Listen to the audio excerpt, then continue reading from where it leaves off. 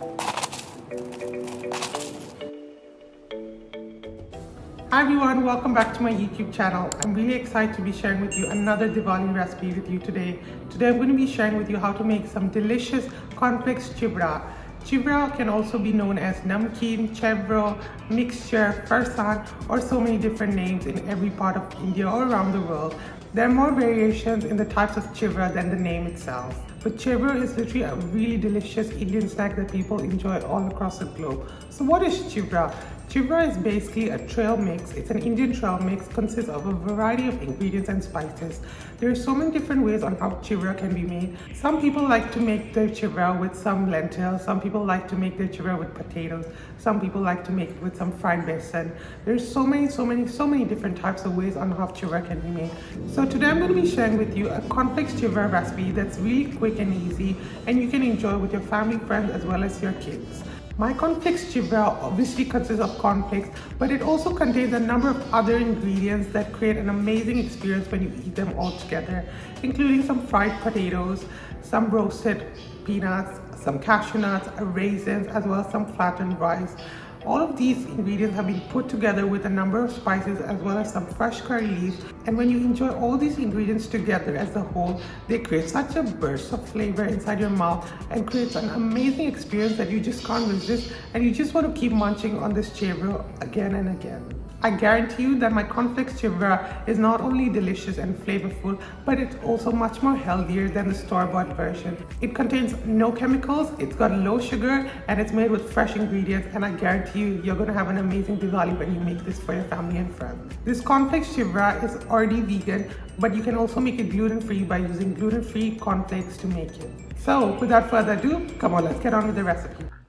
Click the link in the description box for a full list of ingredients you require to make this recipe. You want to start by adding your cornflakes onto a lined baking tray. Once you're done, you can use the help of your hand to spread the cornflakes across the whole tray. And now bake them in the oven until they're slightly toasted and extra crisp. While your cornflakes are being baked in the oven, now let's move on to the potato sticks. For the potato sticks, you'll need thin slices of potatoes just like these. There are two ways on how you can achieve this. Either you can use a knife and cut your potatoes into thin slices, just like this. Alternatively, you can use a mandolin slicer, just like this one, to get thin slices of potatoes.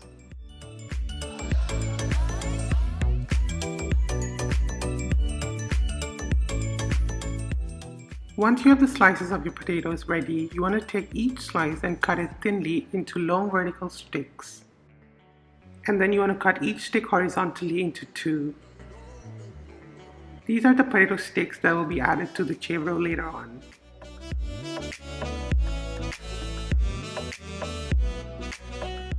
You want them to look exactly like this. Now repeat the same steps for all your potato slices.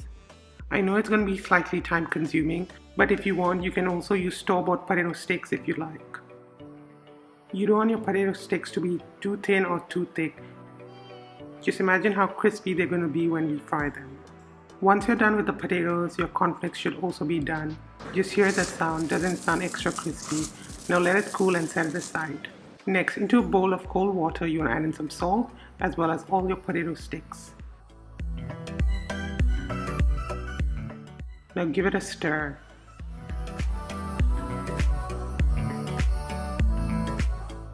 Leave the potato sticks in the bowl for 5 minutes. Next, you want to use a strainer and discard all the water.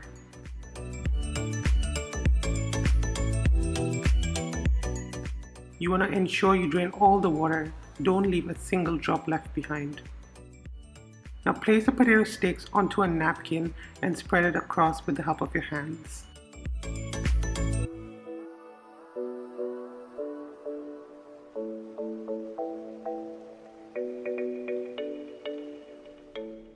Next, you want to cover the potato sticks with another napkin and pat dry to remove all the excess water.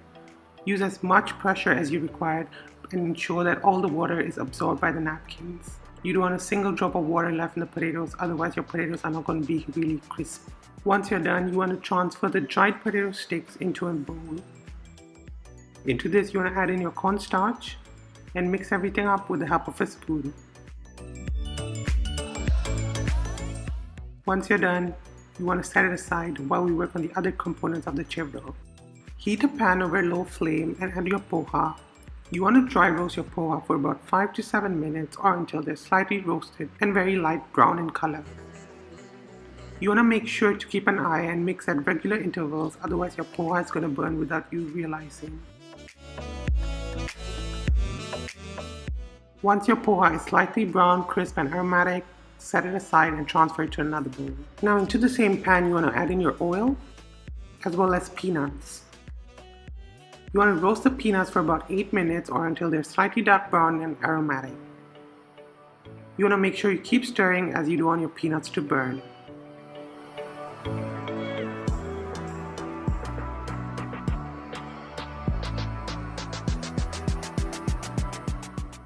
Once your peanuts are done, transfer the peanuts into a bowl and set it aside for it to cool down. Now into the same pan you want to add in oil and your cashew nuts. Now roast the cashew nuts for about 5 minutes. Ensure you keep mixing so that your cashew nuts don't burn from a side. Once 5 minutes have passed, now you can add in your raisins and continue to roast the cashew nuts along with your raisins. This will take about 3 to 5 more minutes.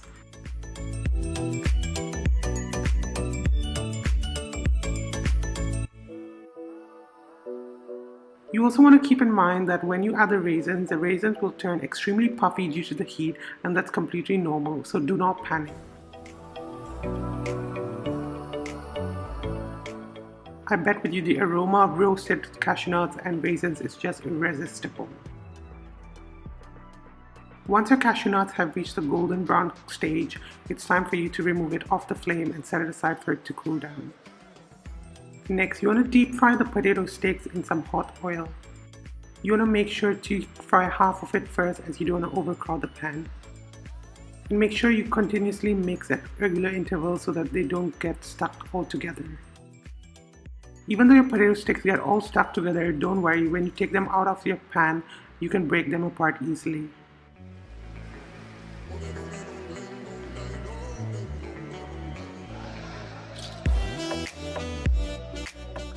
Once your potato sticks are crisp and golden brown, now transfer them onto a plate lined with kitchen towel for it to absorb all the excess oil.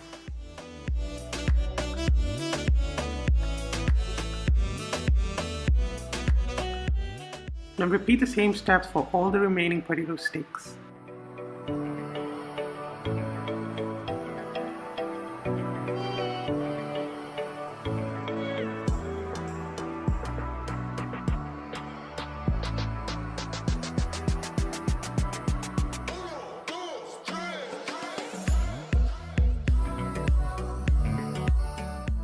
Once you're done with the potato sticks, now let's combine all the ingredients and make this amazing chevdo.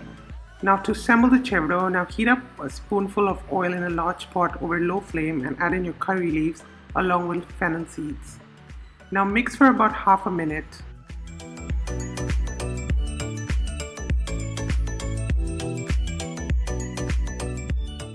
Next, you want to add in your red chili powder, turmeric, amchur or mango powder, black pepper, sugar, salt, and now you can give everything a good mix. Next, you want to add your poha into the mixture and mix everything up together. Just gently mix it for about 30 seconds. Next, you can add in all your cornflakes. Now mix everything up again. You want to make sure you do the last few steps as quickly as possible so the spices stick onto your chevdo. You also want to keep the flame low so the spices don't burn. Next, you want to add in your peanuts, cashew nuts and raisins, and give everything another good mix. Last but not the least, now add your potato sticks and mix everything for one last time. Once it's done, turn off the flame and let it cool for about 3 to 5 minutes before serving it. Don't forget to store it in an airtight container to enjoy it whenever you want. Doesn't it look absolutely delicious? I kid you not, it's one of my family's favorite chevdo, and once they've tried it, they've literally never bought a store-bought chevdo ever again. So I do hope you get a chance to try this out, and I hope you do get addicted to this as well. If you like this video, don't forget to like, share and subscribe. See you again with another exciting Diwali recipe next week. See you then. Bye.